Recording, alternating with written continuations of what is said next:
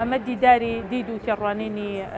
ژنان و کچانی کاندیدە لە بازنەی هەڵەبجە بۆ خولی شەشەمی پەرلەمانی کوردستان. ئێستا ئێوازان لە بانگەشەی هەڵبژاردنین بۆ ئەوی بزانین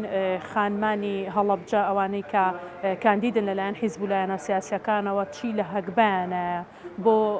ژنان بۆ داهاتوو لە پەرلەمانی کوردستانە. ئەمە وەکو بەشی یەکەمی بەشێکی دیدارەکە بەشێکیشی تایبەتە بە هۆشیاری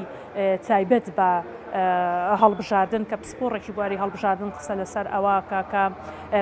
گرنگی بەشداریکردنی هاوڵاتیان لە هەڵبژاردن و سیستمی هەڵبژاردن لە هەرێمی کوردستانە بە چه سیستمێکە و لەلایەکی تریشەوە بەڕێوەبەری ڕێکخراوی هاریکاری یاسای ژنان قساکە لەسەر لە داهاتووە خانمانی کاندید ئەوانەی کە ئەچنە پەرلەمانی کوردستان چی پێویستە بیکەن بۆ ژن. ئەمە وەکو هۆشیاریەکی یاسایی ئەدرێتە خانمانی کاندید کە ئێستا حزوریان هەیە لە هۆڵەکە و ئامادابن و دیارە ئەوانیش بۆ خۆیان ئەجەندا و کاری خۆیان لە بەشێکی پانێڵەکانە دیدارەکە ئەخەنە ڕوو با بزانین چی لە هەکبیانایە و بەنیازم چی بکەن بۆ ژنانی هەڵەبجە. دیارە ئێمە لە چوارچێوەی پرۆژەی بەرنامەی قەریب کە ڕێکخراوی سیەفای فەڕەنسی داعمیەکات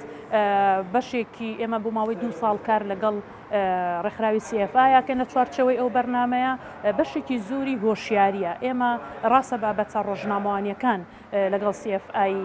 ئاماداکەین بەشێکی تایبەتە بە ژنان ئەمە شەرەچێتە ئەو چوارچێوەی ئامانجەکە ئەوەیە کە هۆشیار بینەوە سەبارەت بە بەشداری ژن لە هەڵبژاردنەکاندا هاوڵاتیان چۆن بەشداری بکەن لەسەر ئەساسی ڕەگەزی کەسێکاڵ نەبژێرین چۆن بتوانین لەسەر ئەساسی توانە لێهاتووی بەرنامەی کاری ئایندە کەسێک بنێرینە پەرلەمانی کوردستان کە ئێمە زانن لە هەڵەبجە 3 کورسیمان هەیە یەکێک لە کورسیەکان بەدڵنیاییەوە بۆ ژنانە بێت.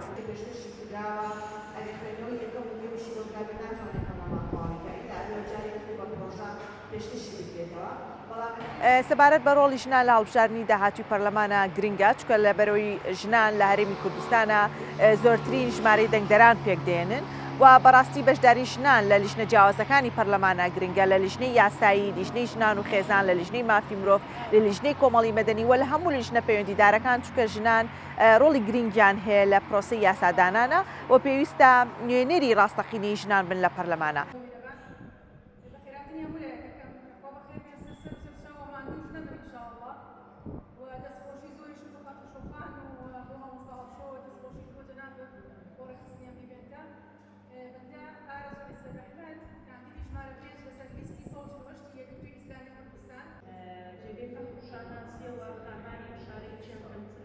لەڕووی توانە و زەڵێکی لەسێتتر هەرمان خانەوەکەی ئێمە